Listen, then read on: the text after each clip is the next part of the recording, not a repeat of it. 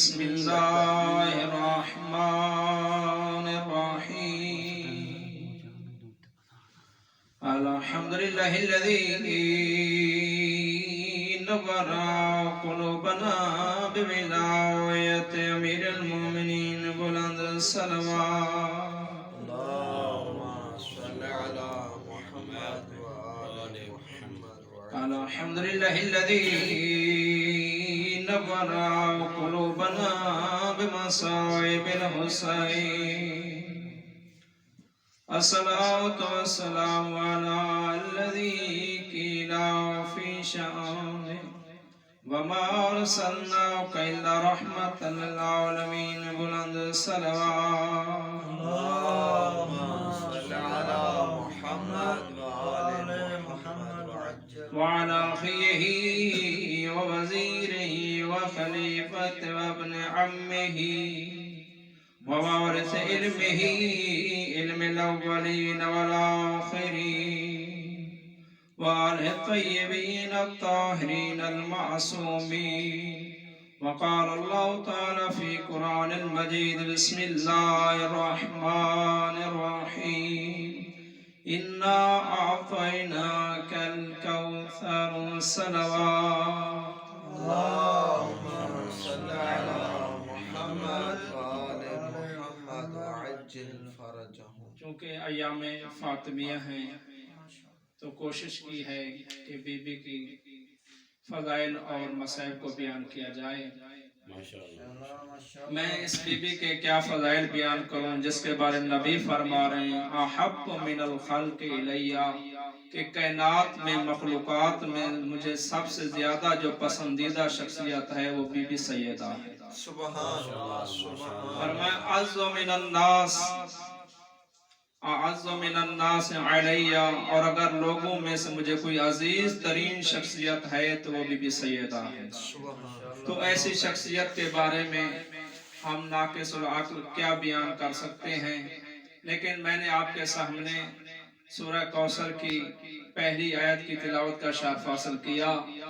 دیکھنے میں یہ تو مختصر سورہ ہے لیکن یہ اتنی بڑی سورہ ہے کہ جس کے ذریعے اللہ نے اپنے حبیب کو تسلی دی. سبحان اللہ سبحان اللہ. اس آیت کا شان نزول دیکھا جائے، اس سورہ کا شان نزول دیکھا جائے تو کچھ اس طرح ہے. جب نبی کے بیٹے اس دنیا سے چلے گئے دشمنان اسلام نبی کو ابتر کا تانا دینے لگے. آس بن وائل مکہ کی گلی کوچوں میں یہ کہہ رہا تھا تمہیں پریشان ہونے کی ضرورت نہیں ہے، جب تک مسلمانوں کا رسول زندہ ہے اس کا پیغام زندہ ہے، جب یہ رسول دنیا سے چلا جائے گا اس کا پیغام ختم ہو جائے گا. تو میں کہوں گا تمہیں سمجھ نہیں آتی، اس کے تو اصحاب موجود ہیں، دین پہنچانے والے موجود ہیں. کہا تمہیں پتہ نہیں ہے دین بچانے والی اولاد ہوتی ہے، اصحاب نہیں ہوتے. تکبیر اللہ اکبر، نعرہ رسالت یا رسول اللہ، نعرہ حیدری علی. آواز بلند صلوات. اللہم صل علی محمد. تو کافر تھا لیکن عقل مند تھا، جانتا تھا کہ دین اگر کسی نے بچانا ہے تو اس کی اولاد ہو سکتی ہے، اصحاب نہیں ہو سکتے. بے شک بے شک. اب مسلمانوں میں اختلاف ہو گیا کہ کوثر کا مصداق کیا ہے. بھئی جو بھی ہو لیکن کوثر کا مصداق ایسی چیز ہونی چاہیے جو ابتر کے تانے کو دور کرے. اب اللہ کہہ رہا ہے حبیب ہم نے تمہیں کوثر عطا کیا ہے. مثال دیتا جاؤں، اگر مجھے پانی کی ضرورت ہو، مجھے پیاس لگی ہے تو پانی کی ضرورت ہے تو آپ کہیں آپ کو پریشان ہونے کی ضرورت نہیں ہے. مثلا آپ کے پاس میک ہے، آپ کیوں پریشان ہو رہے ہیں؟ تو آپ کہیں گے یہ تو بے وقوف ہے، اسے پانی کی ضرورت ہے اور اسے میک کہا جا رہا ہے. جو عقل کل خالق کل ہے وہ اپنے حبیب کو کہے آئے حبیب تمہیں پریشان ہونے کی ضرورت نہیں ہے، ہم آپ کو معاشر میں حوض کوثر دیں. تو معلوم ہوا کوثر ایسی چیز ہونی چاہیے جو ابتر کے تانے کو دور کرے. اگر اس کو دور کر سکتی ہے تو وہ بی بی سیدہ کائنات کا مصداق ہے جس پہ اللہ اپنی کبریائی بیان فرما رہا ہے کہ ہم نے تمہیں کوثر عطا کیا. تو کوثر صرفی لحاظ سے دیکھا جائے تو فعل کے وزن پر ہے، مصدر ہے. आप मुझसे बेहतर जानते हैं, मस्तर उसे कहा जाता है जैसे सब निकले। अब कौसर है खैरे कसी, अब कौसर है मस्तर और कौसर है फातिमा। तवज्जो करनी, हर खैर निकलेगा कौसर से, कौसर है फातिमा। तो मालूम हुआ जितनी भी दुनिया में खैर चाहिए तो दरे बतूल पे आओ, तुम्हें खैर मिल जाएगी। तो ये अल्लाह ने बयान फरमाया। आगे कौसर अता करके अल्लाह अपने हबीब को कह रहा है कि अब नमाज भी पढ़ो, कुर्बानी भी करो। किस नबी को? जिस नबी के बारे में खुद अल्लाह फरमाया, या अय्युहल मुज़म्मिल, ऐ मेरा मुज़म्मिल, कि तू इतनी इबादत करता है, तेरे पाँव पे वरम आ जाता है, मुझे अल्लाह से बर्दाश्त नहीं होता। तो ऐसे नबी को अल्लाह अब खुद फरमा रहा है, मैंने तुम्हें कौसर अता की है, अब तुम नमाज पढ़ो। आखिर पे अल्लाह रिजल्ट दे रहा है, इन्ना शानियका हुवल अबतर। ऐ हबीब, तू अबतर नहीं है, मकतूल नस्ल नहीं है, बल्कि तेरा दुश्मन मकतूल नस्ल है। तो ये थी एक सूरह के लिहाज से। अल्लाह हदीस कुदसी में जनाब मूसा से फरमा रहा है, या मूसा इन्नी वज़अतु राहता फिल जन्ना वन्नासु यतलबूनहा फिद दुनिया। ऐ मूसा, मैंने राहत को जन्नत में करार दिया है और ये लोग तो दुनिया में तलाश कर रहे हैं। आजकल हर बंदा यही चाहता है कि मुझे आराम और सुकून मिले। अल्लाह ये बताना चाह रहा है, मिसाल के तौर पर आपको अगर कहा जाए कि फलां गली में फलां आयतुल्लाह के दफ्तर में आपको अमामा पहनाया जाएगा, आपको शारिया दिया जाएगा, तो आप अगर किसी और दफ्तर में चले जाएंगे तो आपको नहीं मिलेगा। अब अल्लाह कह रहा, अगर राहत चाहिए, आराम और सुकून चाहिए तो वो जन्नत में मिलेगा, और हम लोग तलाश कर रहे हैं दुनिया में, तो मालूम हुआ ये कभी भी नहीं हो सकता। इसलिए आप देखते हैं कि हर इंसान परेशान है।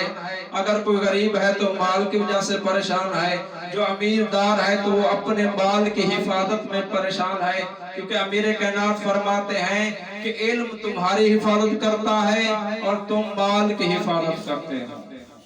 तो इस लिहाज से जिसके पास माल नहीं है वो इस लिहाज से परेशान है कि मेरे पास माल नहीं है, जिसके पास है उसे चोरी का डर है। तो अल्लाह ने मेयार दे दिया, फार्मूला दे दिया, इंसान अगर तू राहत चाहता है तो वो जन्नत में मिलेगी।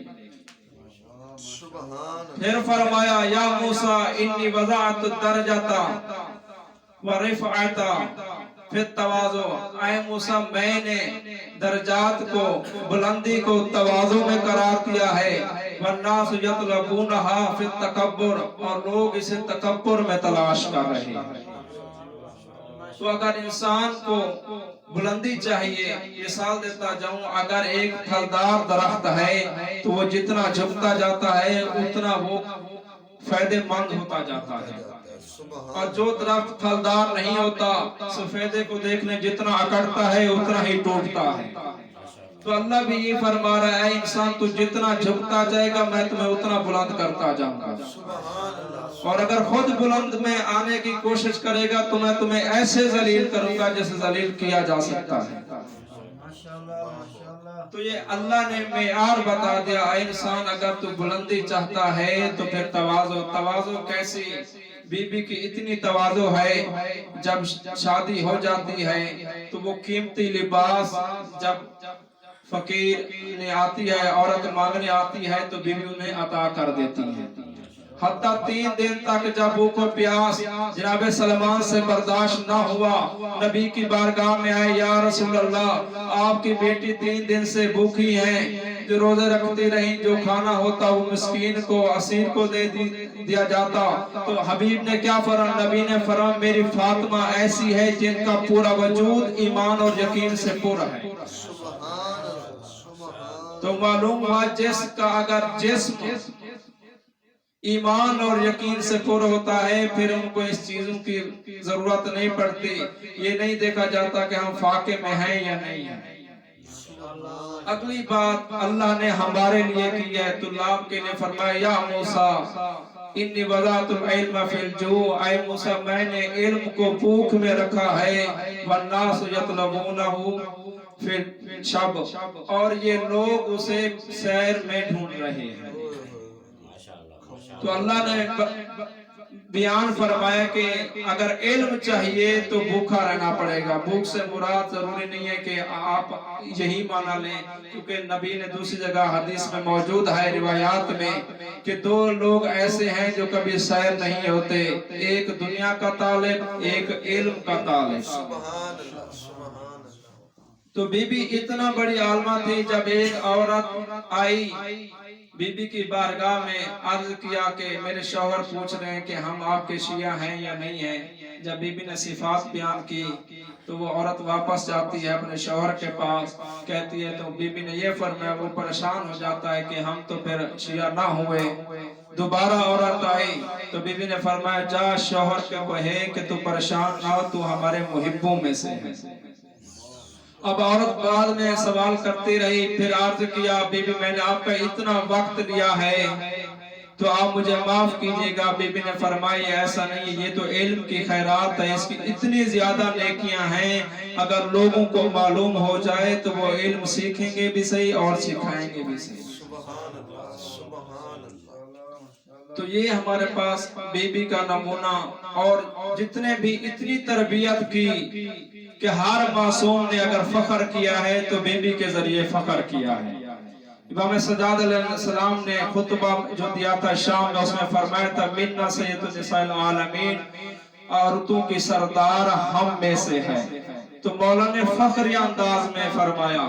اور اسی طرح جب مولا حسین نے عاشورہ والے دن 10ویں محرم کے دن جب اپنا تعارف کروایا، فرمایا انا ابن فاطمہ، میں فاطمہ کا بیٹا.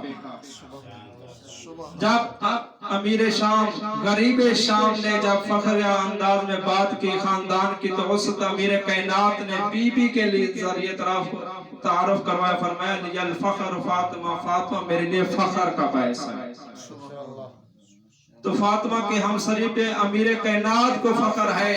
جب بی بی کی شادی ہو جاتی ہے تو ویسے تو عام طور پر خاتون پوچھتی ہے، ماں پوچھتی ہے بیٹی سے، لیکن بی بی کی ماں تو موجود نہیں تھی. رسول خدا نے جب امیر کائنات سے پوچھا یا علی میری بیٹی کو آپ نے کیسے پایا، فرمایا یہ اتنی عظیم ہے جو میری عبادت میں میری مددگار ہے، اطاعت خدا میں میری مددگار ہے.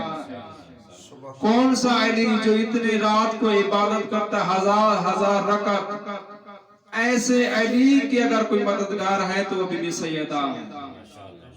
اور اتنا بڑا کردار اپنی مختصر سی عمر میں، جن کے بارے میں ہم زمانہ فرماتے ہیں اگر کوئی شخصیت میرے لیے نمونہ عمل ہے تو وہ بی بی سیدہ زہرا سلام اللہ علیہ.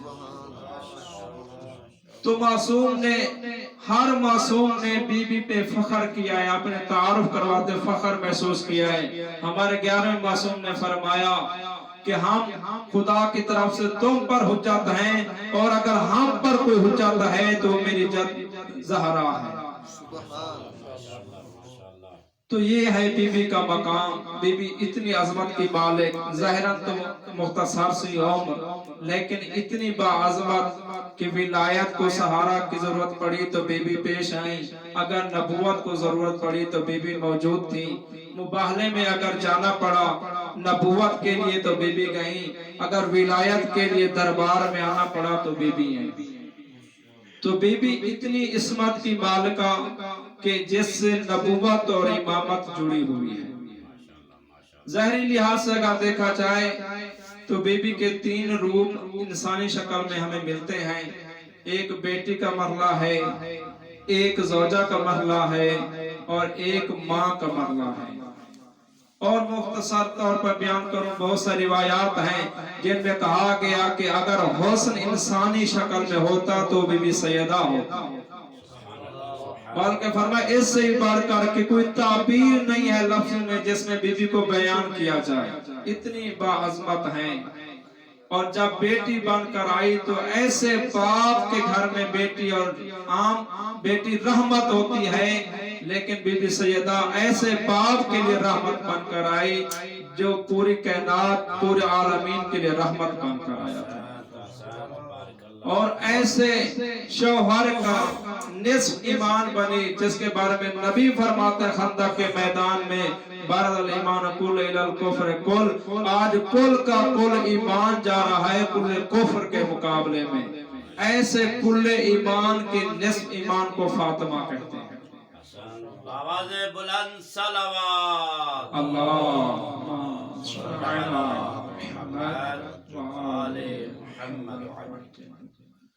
और माँ कैन की बनी, जिनके बारे में नबी फरमाते हैं कि अगर जन्नत में लोग जाएंगे तो जो सरदार जवाना जन्नत के सरदार होंगे वो मेरे हसनैन हैं। ऐसी माँ जो इन सरदारों की माँ बने उसे फातिमा कहते हैं। तो अगर लफ्ज हम फातिमा पे गौर करें तो इसमें फाइल का सीगा है। एक दिन अमीर कैनात से नबी ने फरमाया, या अली आप जानते हैं कि मेरी बेटी का अल्लाह ने फातिमा क्यों रखा है? यकीनन जानते होंगे, हमारे लिए बयान करने के लिए फरमाया, या रसूल आप ही बयान फरमा दें। तो रसूल खुदा ने फरमाया, इसलिए मेरी बेटी का अल्लाह ने नाम फातिमा रखा, ऐ अली ये तेरे शियों को जहन्नम की आग से बचाने वाली है। तो जो आग से शियों को बचाने वाली हस्ती हो उसे बीबी फातिमा तो ज़हरा कहते हैं, जिसका इतना बड़ा मकाम कि एक ही हदीस में 4 काम नजर आते हैं। रिवायत कहती है कि जब बीबी आती थी नबी की बारगाह में तो नबी खड़े हो जाया करते थे। अब आम बाप खड़ा नहीं होता बेटी के लिए, बल्कि ये रसूल अपनी रिसालत और फातिमा की अजमत को देखते हुए नबी को खड़ा होना पड़ता था। रिवायत आगे बढ़ती है कि सिर्फ खड़े नहीं होते थे बल्कि कुछ आगे चलकर फरमाया करते थे मरहबा मरहबा के अल्फाज कि खुश आमदीद मेरी बेटी। जब आती तो नबी अपनी मसनद पे बिठाते और रिवायत में के बोसा देते। तो ये बीबी की अजमत और इस तरीके से जुड़ी हुई है बीबी की अजमत कि अगर जितने भी अंबिया आए आइम्मा आए सबका नूर आदम से खातम तक चलता रहा, लेकिन वह नूर बीबी सैयदा का है जो महफूज रहा। जब नबी मेराज पर गए तो नबी को वो नूर अता किया गया। तो इतनी अजमत की मालिक है बीबी सैयदा। तो हमारे लिए भी नमूना अमल, अगर इमामों के लिए नमूना अमल है बीबी, तो हमें भी चाहिए कि ज़हरी जो मुश्किलात हैं देखते हुए हम अपने मकसद पे गामज़र रहें। बीबी की कोशिश करें कि मार्फत, क्योंकि फरमाया कि फातिमा की मार्फत, वैसे इमाम से जब पूछा गया कि बीबी का नाम फातिमा क्यों रखा गया छठे इमाम से, फरमाया एक इल्लत ये है कि लोग बीबी की मार्फत से आगाह नहीं है। फातिमा का मतलब एक छुपा हुआ भी होता है। तो फरमाया इसलिए कि लोगों को बीबी की मार्फत दर्क नहीं कर सकते, इसलिए बीबी का नाम फातिमा है। तो बीबी की इतनी अजमत है, आयामे फातिमिया चल रहे हैं, तो कम से कम हमें चाहिए कोई एक पहलू बीबी की जिंदगी का मुताला करें और देखें कि बीबी किस तरह हमारे नमूने अमल हो सकती हैं। और जब बीबी दरबार में गई तो वहां पर बीबी ने तारफ करवाया कि पहचानो मुझे, जानो कि मैं कौन हूँ। लोग तो यकीन जानते हैं कि ये नबी की बेटी है, लेकिन बीबी ने वहां पर तारुफ करवाया कि मैं फातिमा कौन हूँ और तुम लोग कौन हो, पहले कैसे तुम जिंदगी बसर किया करते थे।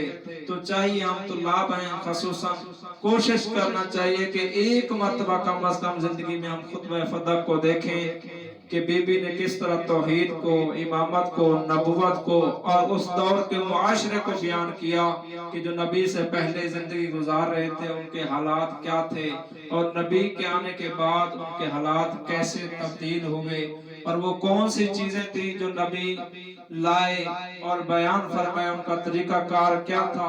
तो क्योंकि हम भी नबी के वारिस हैं तो हमें वो तरीके अपनाने चाहिए ताकि लोगों तक दीन हम पहुंचा सकें। तो हमें एक चीज जो मिलती है जो मुबल्लिग को चाहिए वो है कि इंसान को साबिर होना चाहिए, इंसान में बर्दाश्त तो अगले बंदे की बात सुनने का। अक्सर हमसे यही कोताही होती है कि हम उसका मुकम्मल सवाल नहीं सुनते, जो हमें जवाब याद होता है वो हम बयान करने की कोशिश कर देते हैं।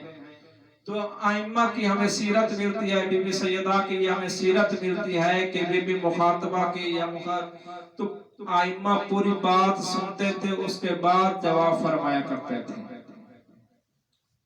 तो अजीजान, ये मैंने एक आयत सूरा पढ़ी आपके सामने। इसी तरह दूसरी आयत भी मौजूद है बीबी की तारीफ के बारे में, जिसे आयत तहीर कहा जाता है, आयत मुबाहला मौजूद है। इसमें बीबी को मरकज करार दिया गया है। और इसी तरह हदीस किसा में हम देखते हैं कि जब जबराइल ने पूछा मन तहतल किसा, इस चादर के नीचे कौन है, तो अल्लाह ने फरमाया हूँ फातिमा तो अबूहा व बालुहा व बनूहा, कि ये फातिमा है, इसके ये बाप है, ये इनका शौहर है, ये इनके बेटे हैं। तो खुदाया तारुफ तो तुम्हें हबीब से करवाना चाहिए था, जो इल्लत कायनात है, जिसको सब जानते हैं। फरमाया बात दुरुस्त है, लेकिन फरिश्तों ने जिसकी सबसे पहले नूर की जियारत की थी वो फातिमा का नूर था। तो अर्श पे अगर तारुफ होता है तो फातिमा से होता है, फर्श पे तारुफ होता है तो रसूल खुदा की जात से होता है। तो ये एक अजमत है बीबी की कि बाप का भी तारुफ हो रहा है बेटी के जरिए, और इस कदर किरदार अपनाया कि बाप की ऐसी खिदमत की कि बाप मजबूर हो गया। वो नबी जो बगैर वही के बोलता नहीं है, वही फरमा रहा है, ये तो उम्मे अबी है। तो इससे हमें दर्स मिलता है कि हमें भी कोशिश करनी चाहिए जहां हम असातिज़ा की इज्जत एहतराम करें, ताकि वो दर्जा हासिल कर सकें जिस पे हम जाना चाहते हैं। हमें ये अखलाकी पहलू अगर सीरत देखनी है तो बीबी सैयदा की मौजूद है। बवाज़े बुलंद तर सल्लल्लाहु अलैहि वसल्लम।